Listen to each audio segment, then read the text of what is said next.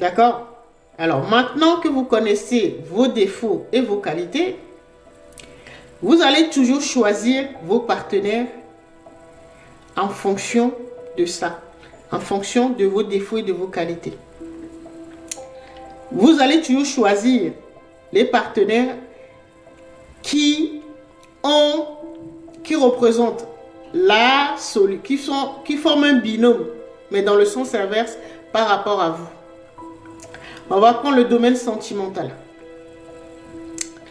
Quand vous allez choisir le bon partenaire sentimental, c'est celui qui a votre défaut, mais comme une qualité.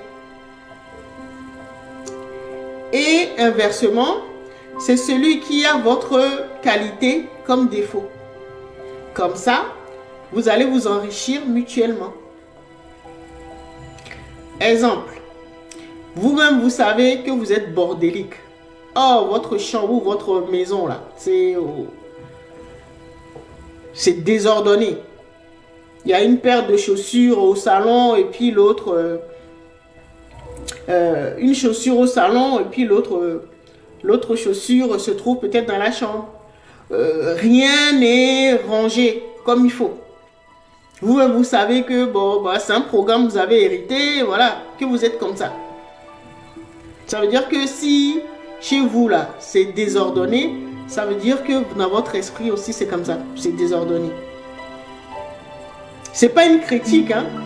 Il faut d'abord le savoir que vous avez ce défaut-là parce que vous l'avez hérité.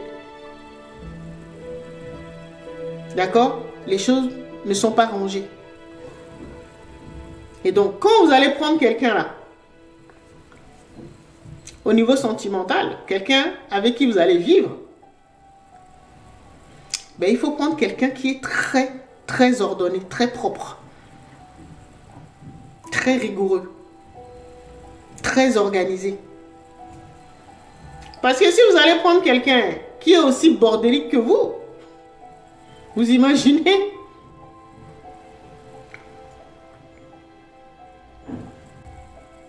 Donc, vous l'avez comme défaut et lui, il a comme qualité.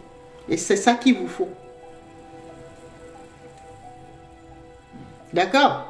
Alors maintenant, vous allez me dire, mais lui, il gagne en quoi d'aller avec une personne bordélique, puisque lui-même, il est bien rangé. Et c'est là que vous allez regarder deuxième point. Lui, il a un défaut et vous l'avez comme qualité. Quelque chose que vous allez pouvoir lui apprendre également. Parce que comme vous avez un défaut et des défauts et des qualités, il faut que lui, ce soit exactement l'opposé. Donc, votre défaut, par exemple, c'est que vous êtes bordélique. Ok, et lui, il est très rangé. D'accord? Voilà. Et peut-être votre qualité, c'est le sens du discernement. Ou peut-être vous êtes...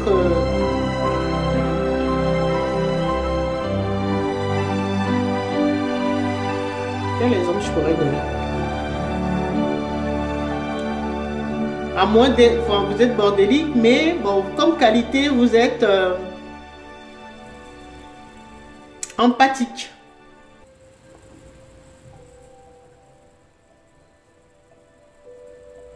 D'accord? Vous êtes hypersensible. Sensible aux énergies, tout ce qui est subtil, aux émotions et tout cela. D'accord? Alors que l'autre est peut-être bien rangé, bien organisé, voilà, propre, mais n'est pas sensible. Et ce sera quelqu'un qui aimerait bien développer l'hypersensibilité, ce qu'on appelle l'empathie. Et vous l'avez, mais vous êtes bordélique. Lui, il est bien propre, bien rangé, mais bon, il a du mal à connecter les émotions, connecter les pensées des gens. Parce que Si vous vous mettez en couple, vous allez vous enrichir mutuellement.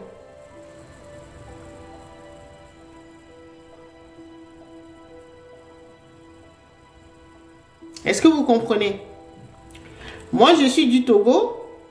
Et au Togo, pour parler, pour désigner un époux ou une épouse, on dit esron.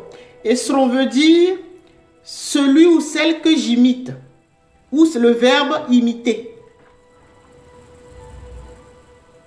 Ça veut dire que pour les ancêtres, là, quelqu'un qui est digne d'être ton époux ou ton épouse, c'est quelqu'un que tu peux imiter. Imiter pourquoi? Imiter pour corriger tes défauts. Mais il faut que ce soit réciproque. Il faut que vous vous enrichissez ou vous vous imitiez conjointement. Enrichissement mutuel. Il faut toujours chercher l'enrichissement mutuel. C'est pas j'ai tel défaut, lui je vais bien mettre avec lui parce que je vais pouvoir en gagner quelque chose, je vais pouvoir l'imiter. Alors que l'autre, lui il n'a rien à gagner. Ça c'est une relation déséquilibrée, c'est toxique. Parce que vous y gagnez quelque chose et l'autre pas. Et inversement, si l'autre a tout à gagner chez vous et vous rien, c'est également déséquilibré.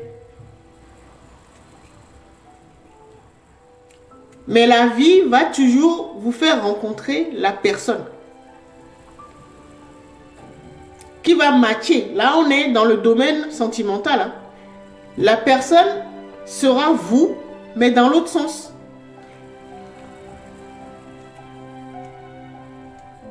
Qualité, défaut, mais dans l'autre sens. Il aura vos défauts comme qualité et vos qualités comme défauts. C'est ce qu'on appelle une flamme sacrée. Et c'est avec cette personne.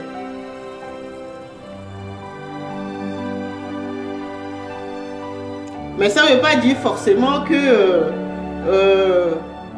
par exemple, tu vas tomber sur quelqu'un de laid ou de vraiment vilain. Non, c'est pas ça.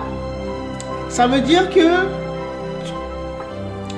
quand le moment va venir, souvent, quand le moment arrive pour qu'on choisisse notre partenaire, quand on décide de se marier,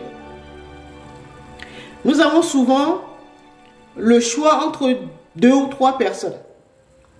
Ou même plusieurs. D'accord? Et comme on se base toujours sur l'ego, c'est à l'ego qu'on demande. Parce qu'on ne sait pas comment choisir. Donc, c'est peut-être des personnes que tu vas fréquenter. Donc, qui sont à ton goût. Mais, entre les 3 ou les 4, tu vas te dire, waouh. Bon, ok, je vais peut-être prendre celui qui est le plus diplômé. Ou celui dont les parents sont des autorités. Ou peut-être celle qui a des rondeurs. C'est souvent des choix égoïstes.